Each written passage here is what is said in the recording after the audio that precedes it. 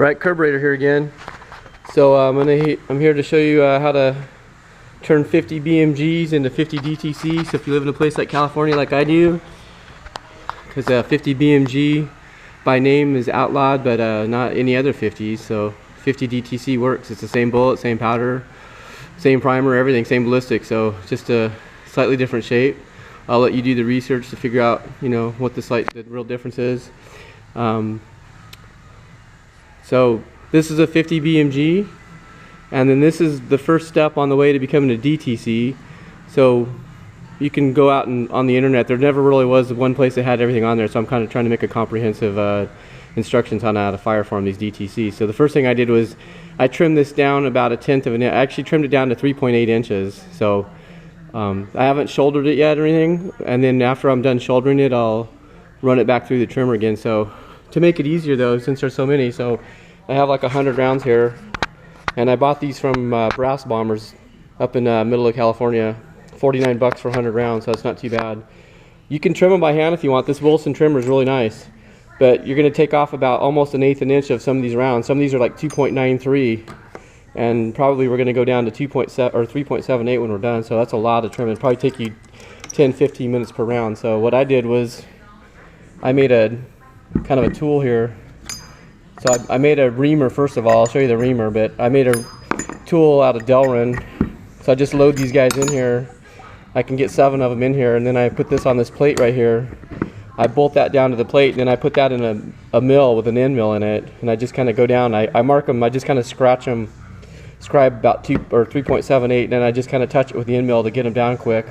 And then I come back over here and I finish it off in the final trimmer. So this is set for about 3.8 right now. So after I'm done reshouldering them, so we got the big BMG press right here, RCBS, and the dies are from was it C4HD or CH4D? Really nice dies, so I recommend getting those, not the Lyman or the other dies. So that's a really nice press. It's easier to load on that than it is loading 308 on this little tiny one. So, and of course I have the big Dillon, but I'm not loading 50 BMG on that. So alright, so and the other thing you want to do, don't reload until you have a gun to put these in, so you can check the chambering. So I just got my Serbu BFG50 chambered in 50 DTC, obviously.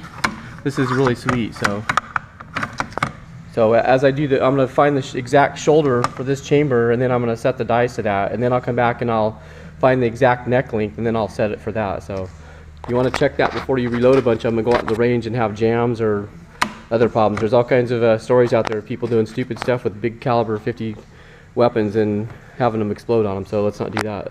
Alright, so let me take a pause here and I'll get back to you in a second.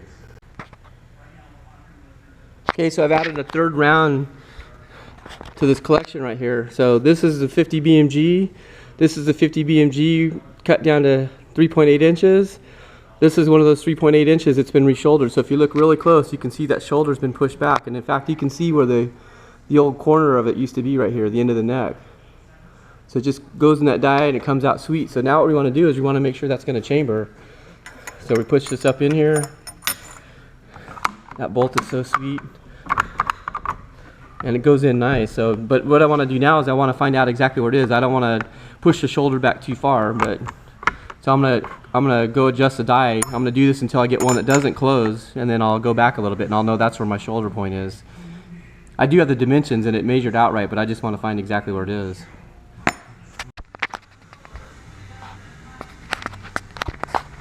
Alright, so you can see the next step. Well, what I did here, if you have some plastic gauge, you could kind of put that on there and see if you're in the good spot. But what I did was I just stuck a piece of masking tape on there. So that might be 5 to 8 thousandths thick. And I tried to chamber it and it's really tough now. So let's put that in there. So my shoulder's set about right. So you can see right here. So it's quite a bit of force on that. So that's tighter than I want it to be. So I know that would be too long if the shoulder was there. So I think we're good on this. Okay, so I've been doing a little bit of experimenting and measuring here. So this one particular cartridge, I slowly push the shoulder back little by little by little. So the spec for the DTC is 3.135 to the center of that angle at the end of the shoulder, but where the shoulder goes into the neck. So that's supposed to be 3.135. This one's a little bit, it's about or 3.138, and it still chambers. So I'm just going to go ahead and dial that down a little bit, and the chamber's good. So I'm going to set those as what all the DTC drawings say at 3.135.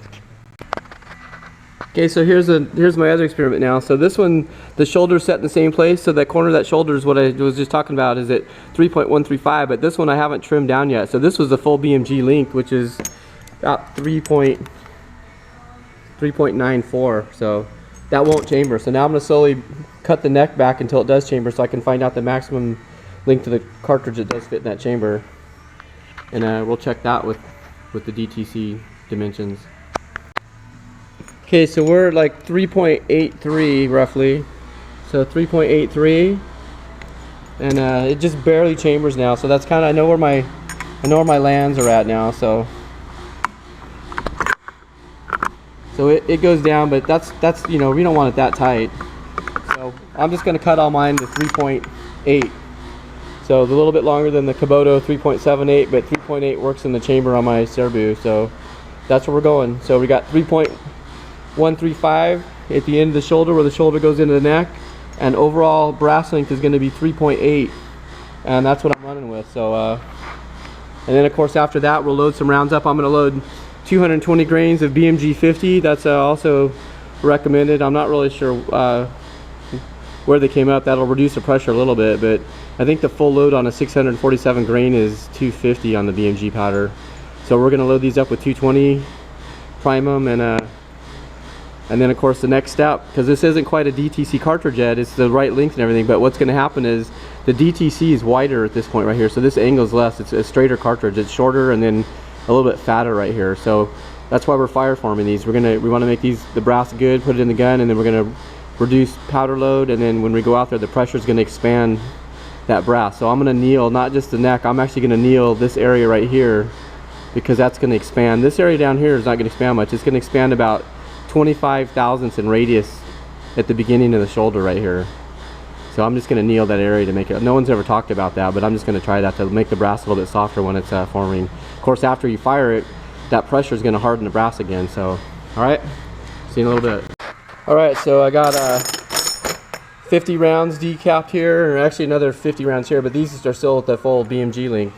I haven't hit those on the mill yet to trim them down, so I'm going to go and do one final check on these. I'm setting these again at 3.8, so I'm going to do one final trim on here to make sure they're 3.8, and then chamfer the inside. It's already chamfered a little bit, but we'll chamfer all the edges. I'll anneal it, and then I'm going to prime them. And there's what 100 BMG primers look like spent later. Alright, so I got 50 of these all trimmed up now. They all fit in the Serbu 50 BMG. And now these are military, so these are crimp primers. So I'm going to use, this is a Wilson trimmer, by the way. Wilson 50 BMG case trimmer that I got here. So this is a 50 BMG size, so it works once. So if I ever have to resize them after the DTC, I'll have to find another one of these. It might work, but anyway, so we're going to ream these now. So this is the reamer, the pocket reamer. So we're going to go through here and ream all the crimps off of these before we prime them. So I'll ream them, then I'm going to anneal everything, and then we'll reprime them. Alright, I thought I'd show you the annealing. I've got one left here.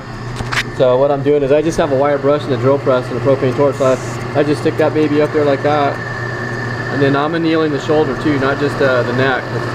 That shoulder is going to expand. The top of that case is going to expand 25 thousandths in radius or 50 thousandths in diameter when it fire forms. So you can kind of see it'll turn silver, and when you move the flame back and forth, it'll leave a little bit of oxidation on there, right about there. That's kind of where you want to be. So going across the neck and the shoulder, and that's good to go. I pull it off, and then you can kind of see what it looks like. So it's kind of brown over the area. So that's where we've annealed it. That's going to expand a little bit. So I just want to make sure I don't crack the cases when I fire form. Alright, so next step after this, I've reamed all the primer pockets. So now we'll let these cool down. We'll prime them, load powder, and seat some bullets in them. Alright, we got all of our brass primed. I was missing the primer piece, so I had to make one really quick. But just so you get an idea how much powder this is, I'm basically just putting that measuring pan in the bowl here. I went over a little bit, but it's a crap load of powder. So my powder measure won't dispense his powder. It's too big, it gets stuck. Whoops. Camera's distracting me. So I'm putting 220 in for these first loads. So we just sprinkle it.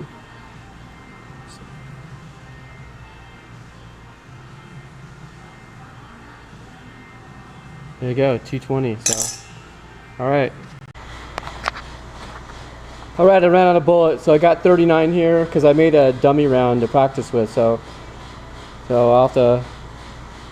Next video, we'll be out in the desert next weekend shooting for Valentine's Day. So I'll show you the fire forming and how the Serbu weapon performs. So if you want to get a case, this is a 12 gauge shotgun case from MTM. So there's two layers, but with the 50 cal, it's not going to fit one layer. So I'll show you this. Hold that right there for me.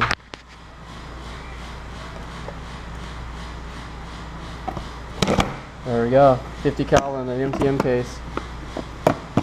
Alright, till next weekend. Later.